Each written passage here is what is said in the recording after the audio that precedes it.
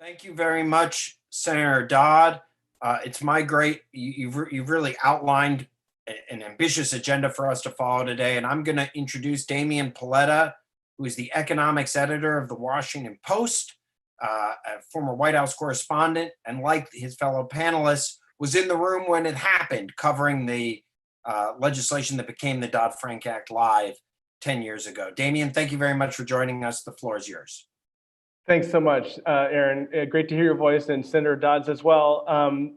So 10 years ago, I was the banking policy reporter at the Wall Street Journal, and I was one of the reporters that kind of followed the difficult decisions that these panelists had to make when the bill was getting put together.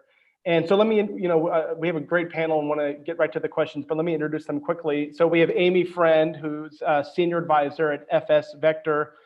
During the debate, she was the chief counsel for the Senate Banking Committee. Also joining us is Andrew Olmam, who recently stepped down as deputy director of the White House's National Economic Council. During the Dodd-Frank debate, he was minority senior counsel on the Senate Banking Committee. We have Jim Siegel, president of James Siegel LLC, who 10 years ago was a top advisor to House Financial Services Committee Chairman Barney Frank. And of course, Michael Barr, the Joan and Sanford Weill Dean at the Gerald R. Ford School of Public Policy at the University of Michigan. And during the Dodd-Frank debate, he was the Treasury Department Assistant Secretary for Financial Institutions and one of the top advisors to Secretary Geithner, who we saw on the Hill as much as we saw a lot of these congressional aides at the time. Michael, let me start with you. When you guys were designing Dodd-Frank, there was an eye towards reforming the existing system, but also you guys were trying to look at what the next crisis might be and how to protect the system in the event of a crisis. Can you point us to parts of Dodd-Frank that you think did protect the financial system in this current economic crisis, and what things, if you had to do them over, would you maybe have spent more attention to, focus on? Thanks, Damian. There's a lot to talk about in that question, but let me just start with the basic premise. I mean, our thought in designing and working with the Senate and the House on Dodd-Frank was not to try and predict the next crisis, but to be quite humble about our ability to predict the next crisis. We wanted to set up legislation and a regulatory system that was resilient to the different kinds of risks that might arise. I don't think any of us 10 years ago thought the next economic crisis would be caused by a global pandemic.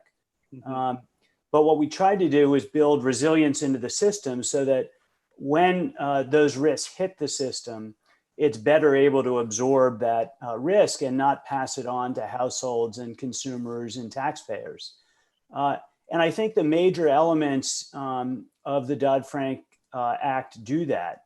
The additional capital and liquidity, the approach to systemic risks that is required now of the Fed, which has led the Fed to impose surcharges, to engage in stress testing that take into account the macroeconomic risks, the big picture risks to the system as a whole, and not just the micro risks, the risks to individual firms.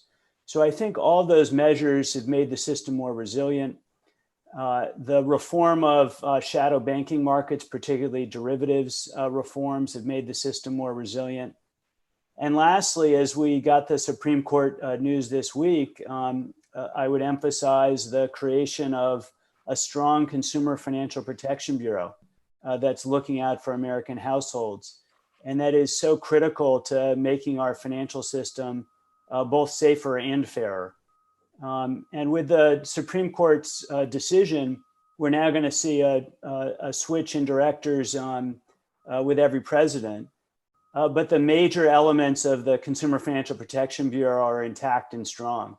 It's independent rule writing, it's independent enforcement, it's independent supervision, and very critically, it's independent budgetary authority.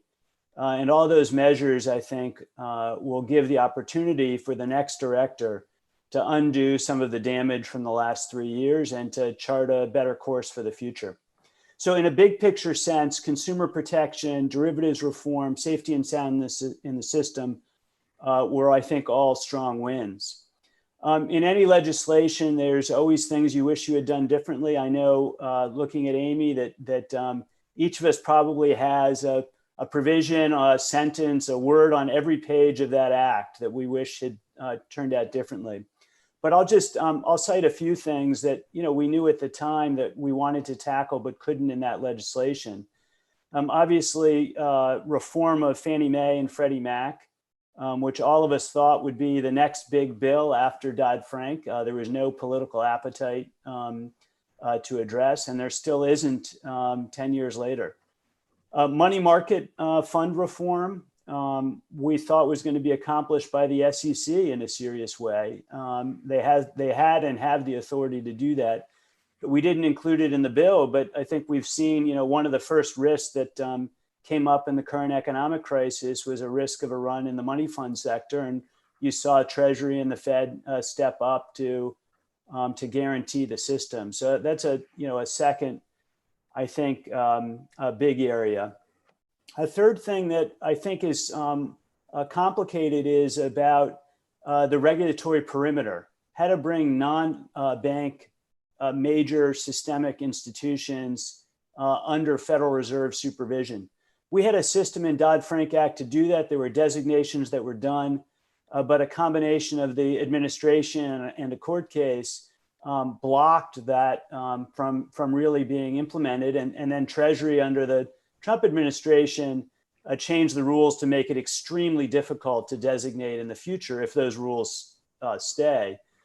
So right now we don't have that extension of the regulatory perimeter that's so, I think, essential to prevent risk from the non-bank sector of the kind we saw with Lehman Brothers and AIG in the last crisis. And so I do wonder whether we should have had a different system, an automatic system for designation that wouldn't have been subject to these kinds of rollbacks that we saw in the last 3 years. So those are some examples of what we might have done differently from my perspective. Andrew, can I ask you, you had the unique spot of being on the Hill for TARP, on the Hill for Dodd-Frank, and then in the White House for the current economic crisis. So you got to see Dodd-Frank, up close and personal being tested. What's your impression of how Dodd-Frank fared during this crisis, and what's your assessment of it 10 years later? I think you're muted, sorry. Thanks, Damien. Thanks for having me here. I think my assessment is less rosy than Michael's.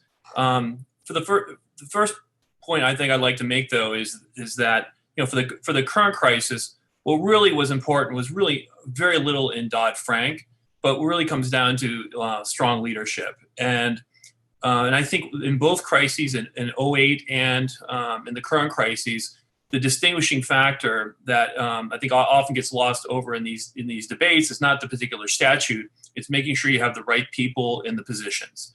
And we were fortunate to have Secretary Paulson last time, and he kind of drove a really important response to the crisis. And I think Secretary Mnuchin has done the same thing here.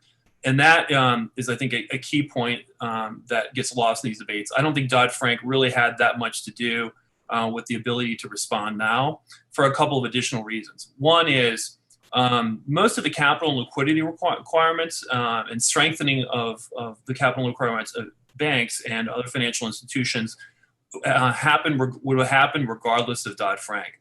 The regulators were in the process of improving capital and liquidity requirements well before Dodd-Frank had been passed, as well as the market participants were also requiring that. So in that sense, Dodd-Frank mainly codified and papered what was already going to happen. On the positive side, I will say I think Dodd-Frank, I agree with Michael that I think the derivatives markets are better. They're more transparent, better capitalized because of Dodd-Frank. I think that was a good bipartisan reform that was included in the bill. I think to the extent, building on my earlier point, that Dodd-Frank emboldened the Treasury Secretary is the key leader in a financial crisis is important. And that means the sign off on 13.3 lending and also making sure that you have somebody in the presidential chain of command who leads the FSOC and all the other financial regulators. That's also important symbolic leadership in a future crisis. But I also think Dodd-Frank takes away, though, from, and is in many ways a huge missed opportunity, because our financial system pre-Dodd-Frank it was well recognized that it was too costly, too complex, too fractured, gave a huge advantage to larger institutions. Dodd-Frank didn't do anything with respect to those key parameters. So I think all experts agreed going into the Dodd-Frank deliberations were essential to address. And in fact, it made it worse. The system is more costly, more complex, and more fractured than it was beforehand.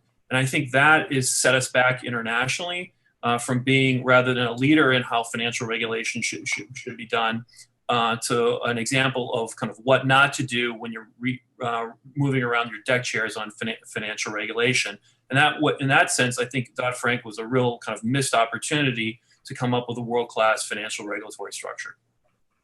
Amy, can I ask you, and you're muted, by the way, if you could unmute for your answer, but Andrew mentioned FSOC. You know, I remember covering those, the markups and how much attention went into FSOC. It was interesting at the time we had, you know, a real empowered and powerful FDIC chairman, Sheila Bair, who was very, you know, worried about one agency having all the power. Can you walk us through what went into the design of FSOC and whether you think, you know, 10 years later, it looks like the kind of system that you set up? Should Americans feel confident that FSOC is going to be kind of looking out for the next crisis?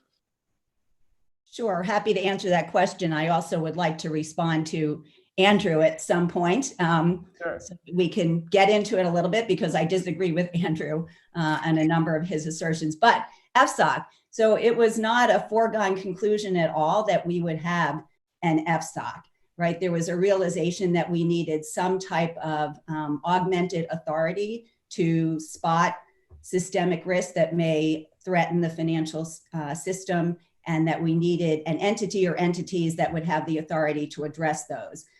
Very early on, the administration had floated the idea of giving all of that authority to the Fed, but that would have included the authority to designate these non-bank, systemically important institutions, identify them, and then bring them in for regulation. There was some concern in the Senate that that was unchecked authority, you know, vesting that in a sole entity. There was also concern at the time about giving additional authority to the Fed based on its actions or inactions leading up to the financial crisis, and concern about giving it so much authority that would politicize the Fed in a way that would detract from its independence and monetary policy authority.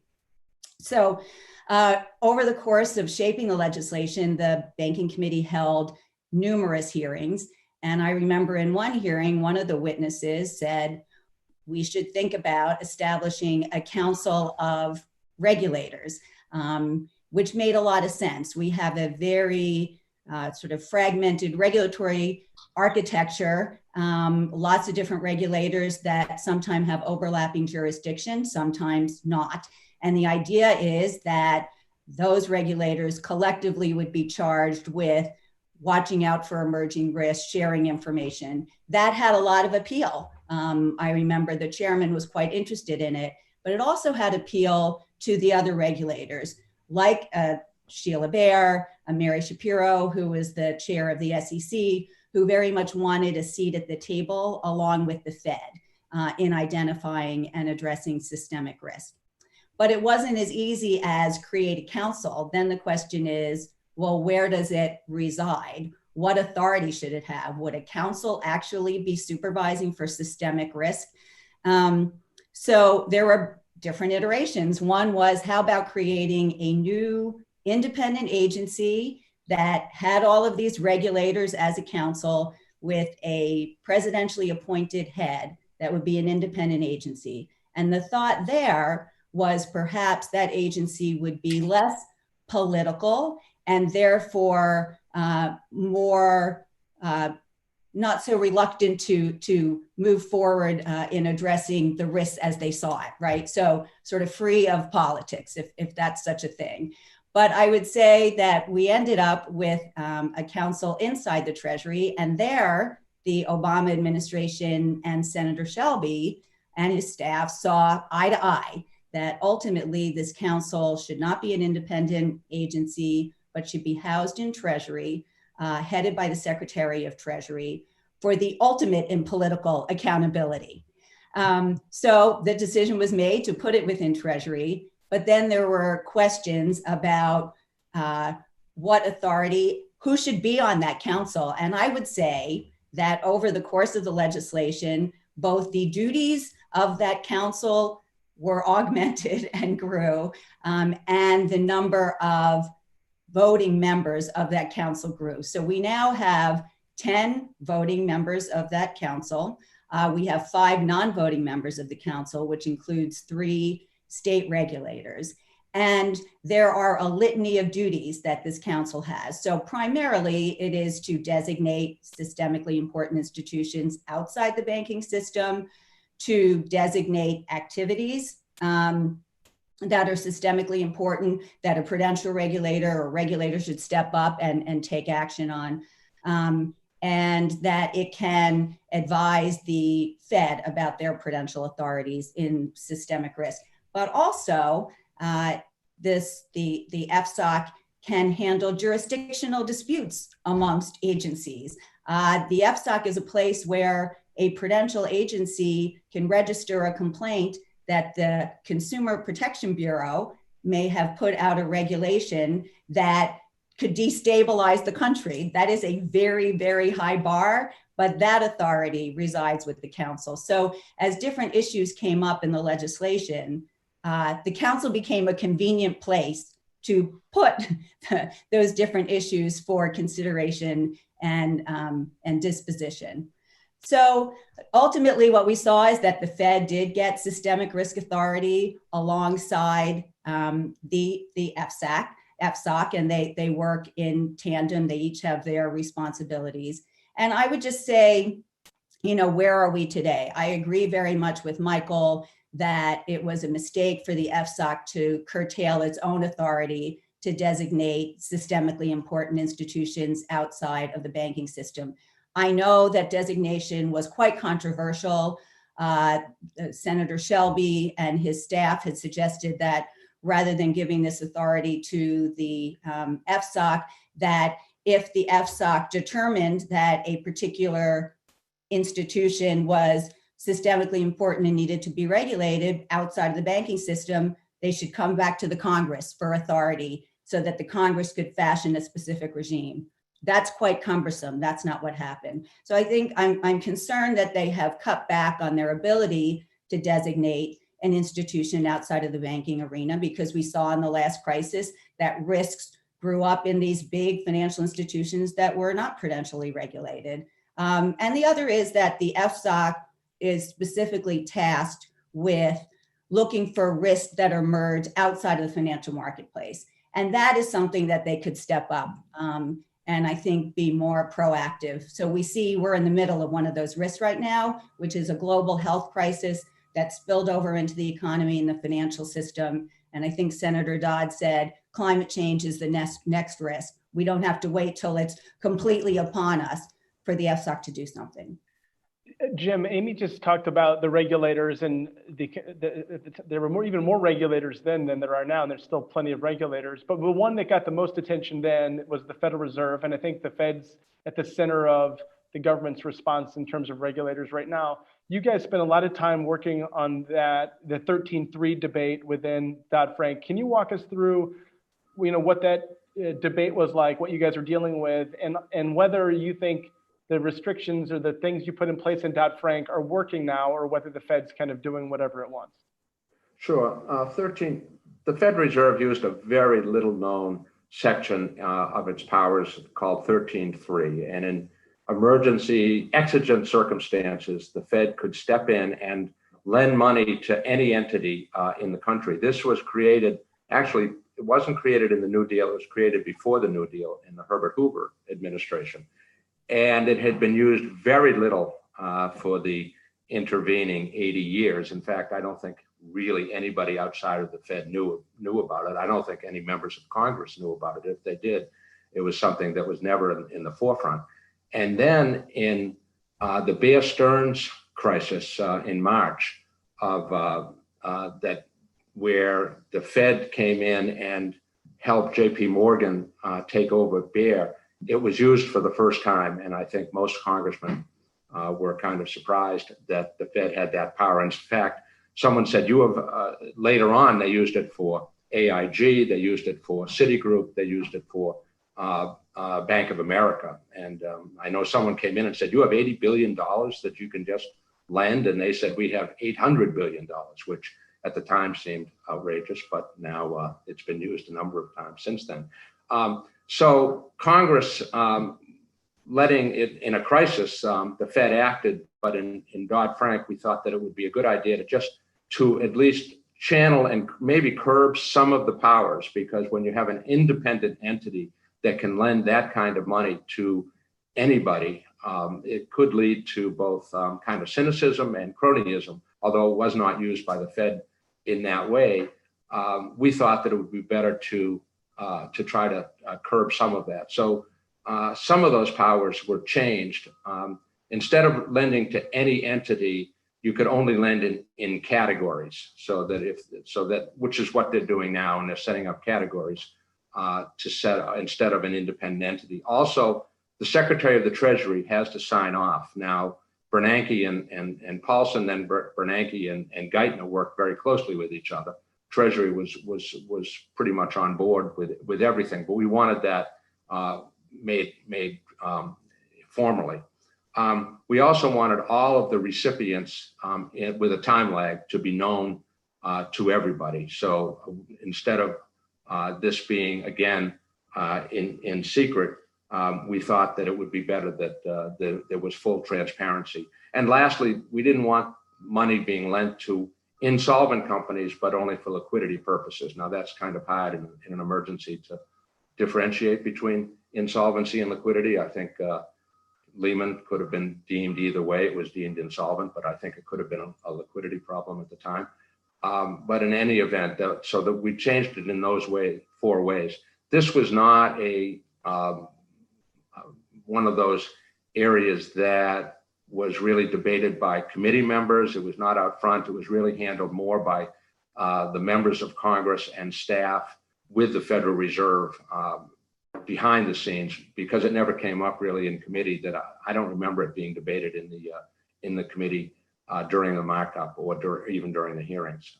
But we thought that these improvements would be better. It's worked very well. I disagree with Andrew in terms of his determination. I think it's much better that these changes were made now. People know what's going on with the Fed. The Fed is we wanted to preserve the Fed's right of action, that they could respond immediately. Congress is obviously a much slower institution to respond in an emergency. Also, the Secretary of the Treasury often cannot respond as quickly as the Fed. And so we wanted the Fed to be able to act, but to be able to act within certain guidelines that we think are better for the American people and for democracy. Thanks, Jim. Andrew, if I could just ask, as Michael pointed out, there was a Supreme Court ruling yesterday on the CFPB. What was your assessment of that? Is it a credit to the way the Democrats designed it, that the Supreme Court could rule one way and the entity would stay intact? Or, what is your take on it? Yeah, I think it comes down to one of the big philosophical divides about Dodd-Frank. And this is just, how the two parties have very different philosophical viewpoints. And, I respect their viewpoint and I understand where they're coming from. But on our side, we just have they have a very kind of progressive era view about independent agencies. We had a very, very much more Hamiltonian view of kind of having strong executive branch. And that's where you see a lot of the sharp divides. And so, as you see, a lot of the things that Michael's talking about will give authority to regulators, insulate them from Congress, make sure they don't have to go to Congress and involve them in the process, and largely keep it to kind of technocrats in the agencies. That's kind of the old progressive era nature of independent agencies. The theory being that you take kind of smart people, they'll look at the facts, and they'll come back with what the right answer is, and you don't need Congress or even the president involved in that. Our view was that these decisions in financial regulatory space, first of all, are inherently decisions that need to be made by elected representatives, that Congress and the president should have a strong say in them, and that's part of how our representative democracy works, and that they aren't technical issues. These are fundamental policy decisions that need to be made. And so that was one of the real, you can see the difference of viewpoints in Dodd-Frank on how we structured. We wanted a much more executive branch focus, much more role of Congress. I completely agree with Senator Dodd's opening remarks about the importance of having Congress go through that deliberative process. You get a much better product, a much more thought out and more durable policy outcome than if you just delegate it to agencies and they come back without any involvement from the public. So the decision with the CFPB in particular also comes back to the idea of accountability. There's much more accountability if you have your political figures, Congress and the executive branch, making these decisions. And Senator Shelby at the time was very focused on making sure that there would be accountability in financial regulation. He had been very concerned that regulators had made a lot of mistakes in the lead up to 2008, and he didn't want to wanted to make sure that whoever was had responsibility going forward, there'd be direct accountability. And under our system of government, that'd be to the president. Now, I think we kind of saw this also coming when we saw the restriction come up. There was a lot of debate with Michael and Amy about the constitutionality of this. And I think the debate went along kind of predictable lines, as you can probably saw in the Supreme Court's briefings on it. And now it's come out, as I kind of saw, would be very much like the PCLB case, and they struck down that removal provision. Now, it is important to know, though, that it does remove the removal provision, but it doesn't change the term. So I don't necessarily agree with Michael's view that, well, every term the president will have their own CFPB director. That's only if the president determines to use that authority. And, you know, it was very clear to us during they often do, though, Andrew, right? I mean, it's very uncommon for them. No, that's not the case, actually. Most of the other financial regulators do not have that removal provision. It's only a couple of them that do. So, so I don't think that's necessarily a requirement. And I think one of the key points that will have to be made going forward is how that provision will be taken. Presidents have traditionally allowed regulators to stay for their term. The Comptroller of the Currency has a provision for removal, and the Obama administration kept the comptroller in over a couple of years. So I think it all depends on the president. But having that clear level of accountability is probably good for our system. And that was one of the key issues dividing between Republicans and Democrats during and also preventing getting a bipartisan bill.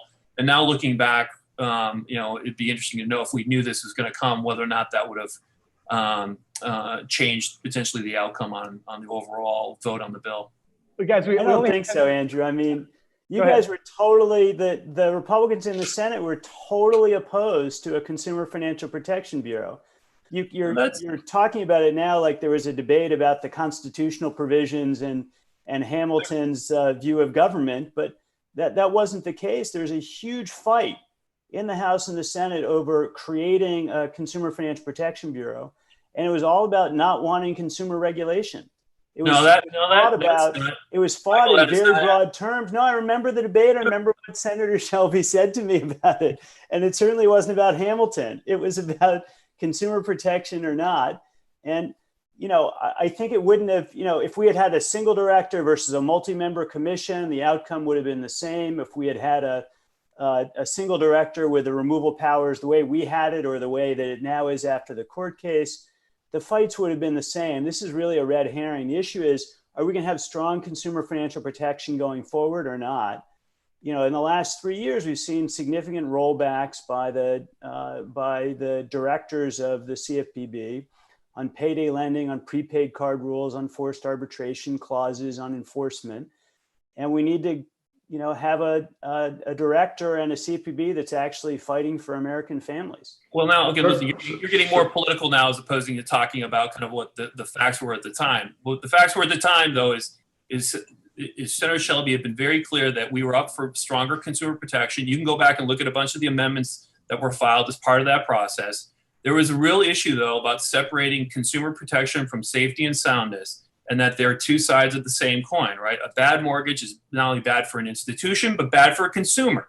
And so there was a lot of discussion of how we structure that. Guys, let me jump in here real quick. One of the things that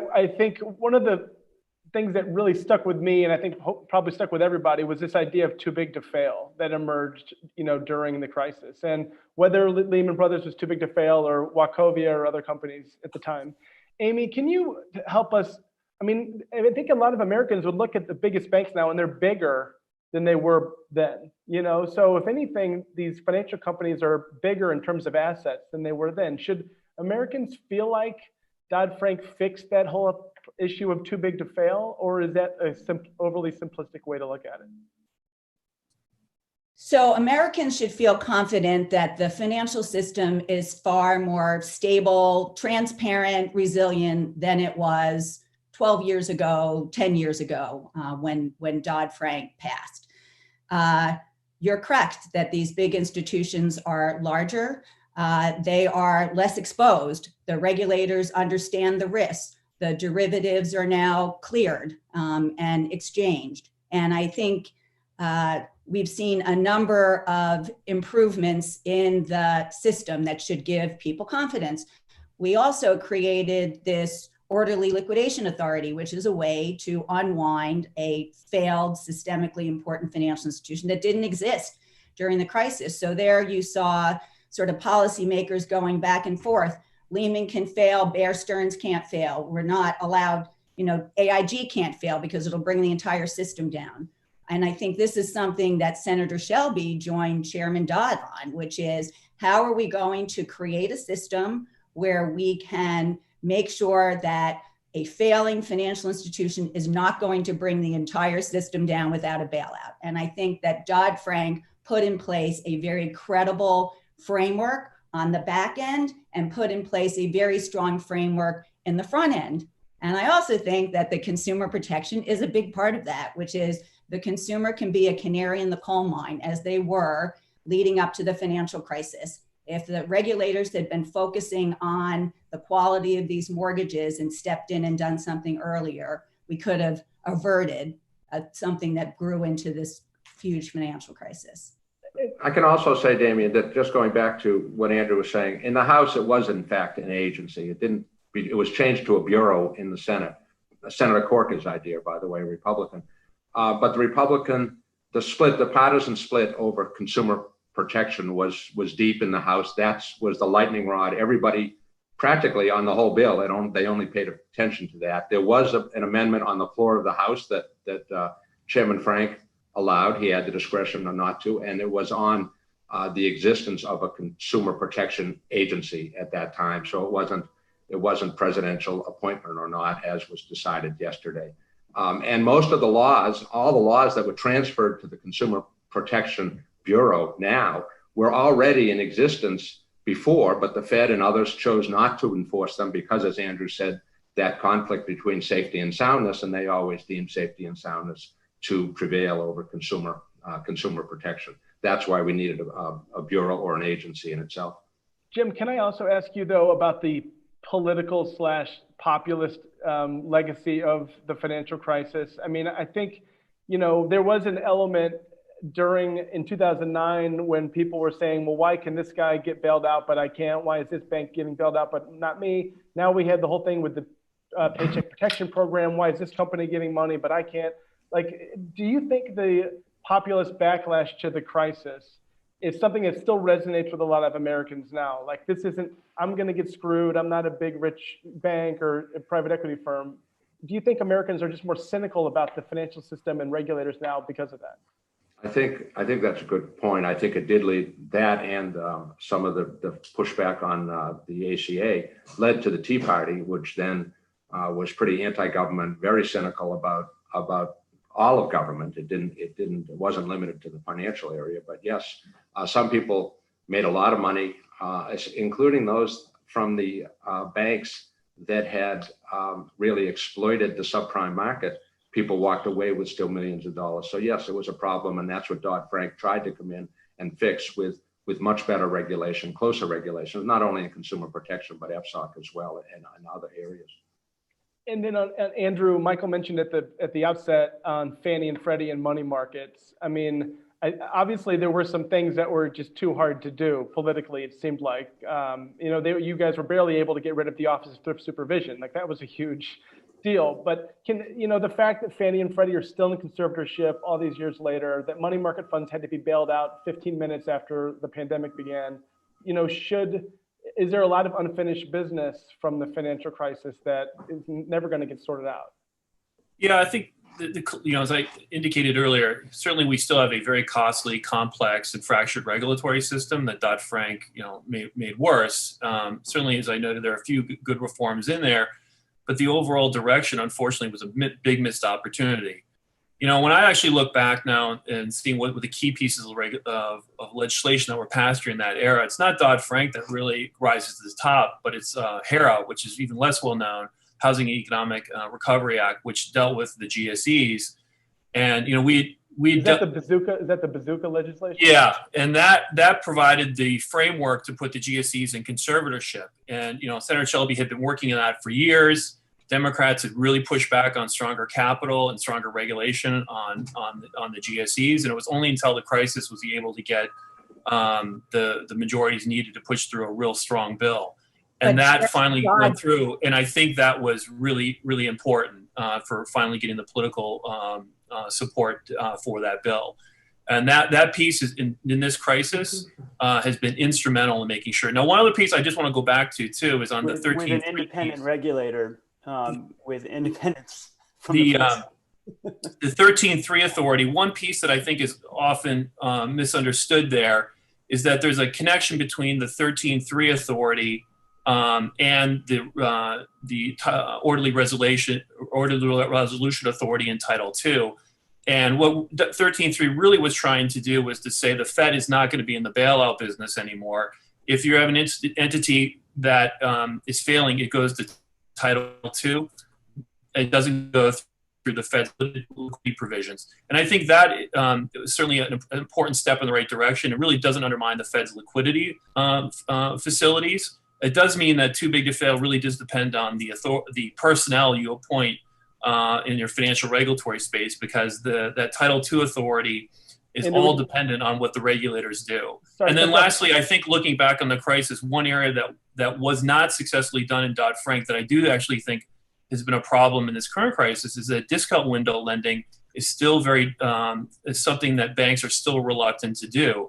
And if you look at it in a crisis, the discount window should be the number one tool that we have in a crisis. And because of unfortunately the stigma and the concern about being called out for going to the Fed, our financial institutions, our banks don't use the discount window the way they should. I think looking back, we should have spent a lot more time thinking about how to make sure the discount window is an active tool for policymakers going forward. I've one last question. We're out of time, but Amy, can I just ask, so Andrew mentioned HERA, which was bipartisan, I believe. Dodd-Frank was not. There was some Republicans that voted for it, but mostly Republicans opposed it. Now we're in a situation where there was a lot of bipartisan support for the initial phases of the response to the pandemic, but now it seems like everyone's gone to their partisan corners. What is the risk, having witnessed that then, what is the risk we're in now of partisanship with the potential economic crisis at our doorstep? That's a good question. So let me first start just by setting the record straight, which is that HERA was under Chairman Dodd's leadership, joined by Senator Shelby. So it had taken years to try to pass something to reform the regulator for Fannie and Freddie and the home loan banks. And ultimately that was done under Chairman Dodd's leadership. But he did count on a very strong partner in Senator Shelby, which created this independent agency. I think what you heard Senator Dodd say is that passing Dodd-Frank, even though it was like a year and a half after the crisis, it was almost too late. And so, during the crisis in 2008, that both parties came together. It was a Republican White House. It was a Democratic Congress. They joined together and passed the TARP legislation. And by the time the reforms needed to go into place, right, to address the systemic problems, a lot of that will had gone. I think the American people, the thought was maybe the American people have already forgotten, we've moved on. So the admonition by Senator Dodd, I think, is correct. if you want to make reforms to the underlying problems, and there are many underlying problems in this country that's led us to where we are now, now is the time to do it before all of the goodwill dissipates. Okay, great. Guys, well, excellent panel. We could do this all day. I really appreciate it. A lot more excitement to come, but good to see everybody. Stay safe. Thank We'll talk to you. you soon.